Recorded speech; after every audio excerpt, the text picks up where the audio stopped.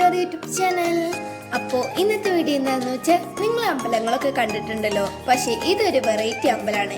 എന്താണെന്നറിയോ, ഇവിടെ മൊത്തം കോഴികളാണ്. നിങ്ങൾക്ക് വിശ്വസിക്കാൻ കഴിയുന്നുണ്ടോ? അപ്പൊ നമുക്ക് നേരെ വീഡിയോയിലേക്ക് കടക്കാം.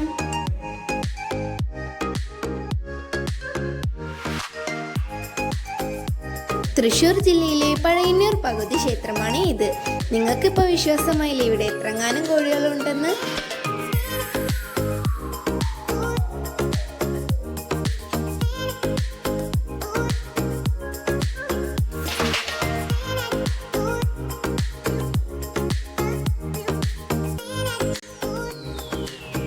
ഉള്ളിലേക്ക് കടക്കുമ്പോൾ തന്നെ എത്രങ്ങാനും പൂവൻ കോഴികളാണ് ഇവിടെ ഉള്ളത്.